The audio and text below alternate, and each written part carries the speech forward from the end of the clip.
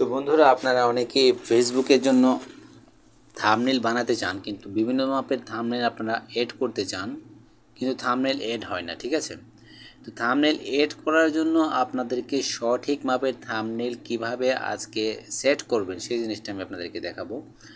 তো সেজন্য আমি ধরেন প্রথমে পিক্সেল অ্যাপ যে অ্যাপ্লিকেশনটা রয়েছে এখানে চলে যাব। এখানে আসার পরে দেখেন আমি একটা থাম্বনেল ক্রিয়েট করে রেখেছি, মানে এই ভিডিওটা আমি আপলোড করব কিছুক্ষণের মধ্যে।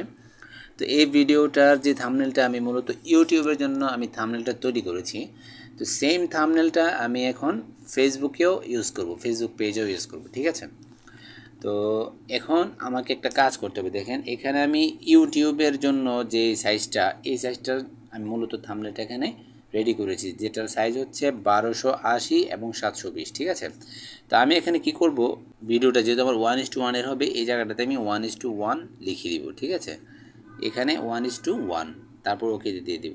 বাস এখানে আমার শর্ট, এখন এটা 1:1 হয়ে গিয়েছে। ঠিক আছে, 1:1 থাম্বনেল হয়ে গিয়েছে। তো এখন যদি আমি এটাকে আপলোড করতে চাই গ্যালারিতে বা ডাউনলোড করতে চাই, তাহলে আমার এই অপশানটাতে, মেমোরি অপশানটাতে একটা ক্লিক করতে হবে, তারপরে সেভ এজ ইমেজ। ঠিক আছে, এখানে ক্লিক করে দিতে হবে। তো কিন্তু এটা একটা সমস্যা হচ্ছে কি, এখান থেকে এটা আপলোড হয় না বা ডাউনলোড হয় না। এই যে দেখেন এখানে যদি দেই তাহলে কিন্তু এটা ডাউনলোড হয় না। ঠিক আছে, ব্যাক যদি আমি আপনাদেরকে এখন আমি ইমেজে দেখাই, গ্যালারিতে দেখাই, এই যে দেখেন গ্যালারিতে কিন্তু এটা এই ধরনের চলে আসছে। ঠিক আছে, তো এই কারণে সমস্যাটা সমাধান কিভাবে নেবেন সেজন্য আমি আরেকবার পিক্সেল অ্যাপে চলে যাব। এই যে আমার থাম্বনেলটা রয়েছে, থাম্বনেলটাকে আমি একটা স্ক্রিনশট নিয়ে নেব। বাস এখন আমি এটাকে কাজ করব কি, এডিট করব। এডিট করে দেখেন এখানে এডিট অপশন রয়েছে, আমি এডিটে যদি ক্লিক করে দিই, এখান থেকে আমি ফটোস থেকে ক্লিক করে অলওয়েজ থেকে এখানে করে নিতে পারবো। ঠিক আছে, তো আমি এখান থেকে ক্রপ পেয়ে গেলাম, তো ক্রপ অপশানে চলে যাব, এখান থেকে সরাসরি ক্রপ করে নেব।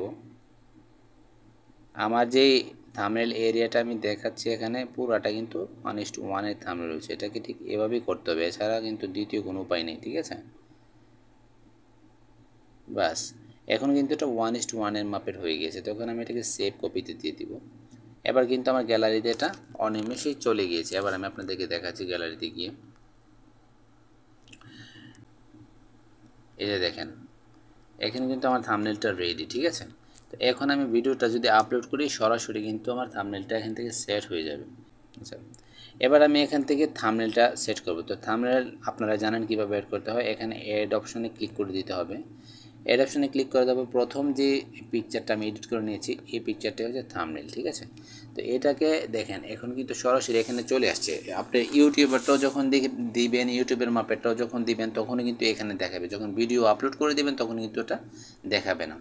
ঠিক আছে, তো এখন যদি আমি এটাকে পাবলিশ করে দিই, পাবলিশ করার পর আপনাদেরকে আমি আবার দেখাচ্ছি এটা থাম্বনেলটা সেট হয়েছে কিনা। ঠিক আছে, এখন দেখেন আমার ভিডিওটা কিন্তু কমপ্লিটলি আপলোড করার পরে এই যে দেখেন আমার কিন্তু থাম্বনেল দিয়ে ভিডিওটা রেডি হয়েছে। আমি যদি ওপেন করে দেখাই, তো বন্ধুরা ইনস্টাগ্রাম যে অ্যাপসটি রয়েছে সেটাকে আশা করি বুঝতে পেরেছেন কিভাবে আপনারা থাম্বনেল 1:1 থাম্বনেল ফেসবুকে সেট করবেন। Thank you.